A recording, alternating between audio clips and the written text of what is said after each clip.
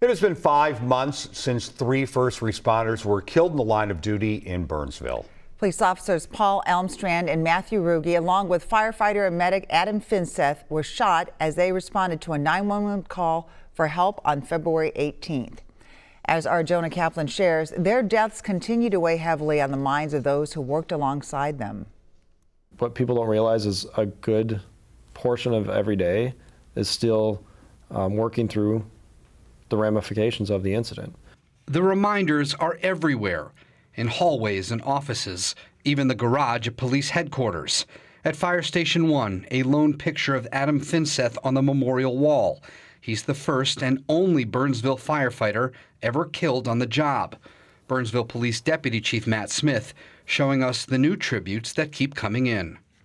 Grief doesn't end, certainly not quickly, and so people are still grieving. And so we're still taking care of each other and making sure everybody's okay. Smith says the best way he and his colleagues honor the fallen is getting to work, and they're doing that, thanks to big assists from the department's growing list of mental health resources. That includes a counselor's number written boldly in the briefing room, the ability to work out during a shift, and then there's Doc, the wellness dog.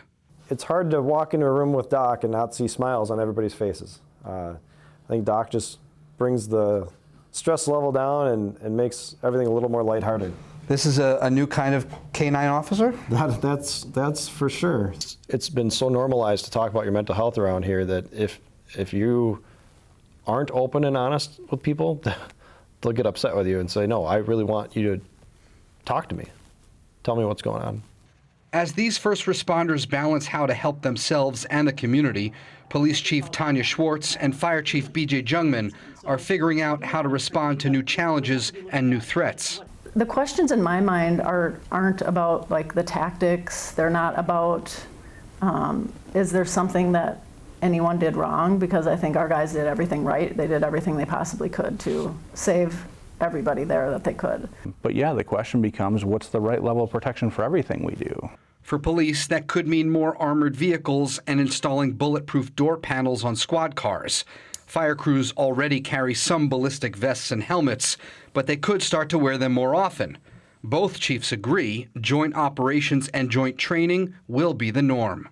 There's a lot they can teach us from a personal safety and a de-escalation standpoint that we don't get that training through paramedic school or through fire school. I mean, it's really just a give and take of that, and we're learning, and I think what we've learned even more so than what was before is that we're all trying to do the same job, right? Is to take care of the community. At the end of the day, like, we have to work together to do that. As horrific as February 18th is, I think that unison is pretty clear that we're all in this together. In Burnsville, Jonah Kaplan, WCCO News. Both of the police and fire departments plan to honor the men by placing their names on memorials in the Washington, D.C. area next year.